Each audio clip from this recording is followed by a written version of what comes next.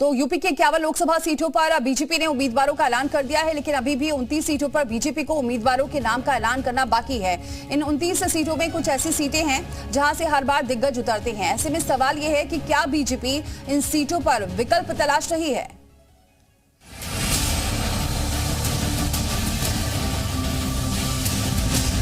सुल्तानपुर से सांसद मेनका गांधी, पीलीभीत से सांसद वरुण गांधी, कैसरगंज से सांसद बृजभूषण सिंह, बदायूं से सांसद संघमित्रा मौर्य, गाजियाबाद से सांसद जनरल वीके सिंह।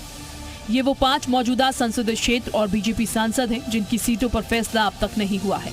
बीजेपी ने यूपी में शनिवार को 51 सांसदों की सीट फाइनल की, लेकिन इन सीटों पर ऐलान करने से गुरेज किया, जिसके बाद कई सवाल उठ रहे हैं। ऐसे में अटकलों का बाजार भी गर्म है कि क्या वरुण गांधी और मेनका गांधी को बीजेपी इस बार टिकट देगी या नहीं। अपनी ही पार्टी के खिलाफ बगावती तेवर दिखाने वाले वरुण गांधी पिछले कुछ दिनों से नरम मिजाज हैं और अब वो पार्टी के कार्यकर्ताओं से संबंधित पोस्ट और रीपोस्ट करते हुए नजर आ रहे हैं। ऐसे में कई तरह के कयास लगाए जा रहे हैं।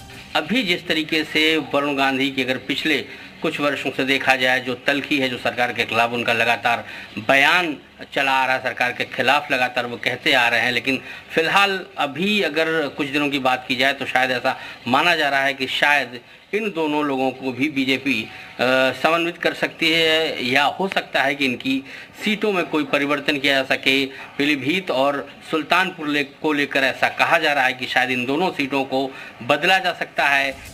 जहां तक बात बृजभूषण शरण सिंह और संघमित्रा मौर्य की है, तो उनके ऐलान से पार्टी इसलिए बची है क्योंकि बृजभूषण पर रेसलर्स के यौन उत्पीड़न का आरोप लगा है, जिसकी वजह से उनकी कुर्सी छिन गई। वहीं संघ मौर्य के पिता का बीजेपी के खिलाफ आक्रामक रुख उन्हें सीट न देने की वजह हो सकती है। गाजियाबाद सीट को लेकर कहा पेच अटका है, ये समझ नहीं आ रहा है, क्योंकि यहाँ से केंद्रीय मंत्री और 2 बार से सांसद जनरल वीके सिंह हैं। क्या बीजेपी को इंटरनल सर्वे में कुछ चौंकाने वाला पता चला है?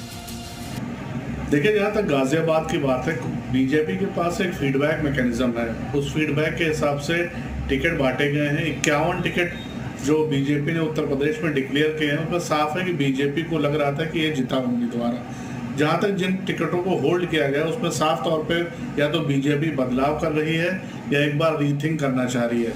ये तो वो सीटें हैं जहां पिछली बार बीजेपी ने विजय पताका लहराई थी, लेकिन एक और सीट से बीजेपी ने प्रत्याशी खड़ा नहीं किया है।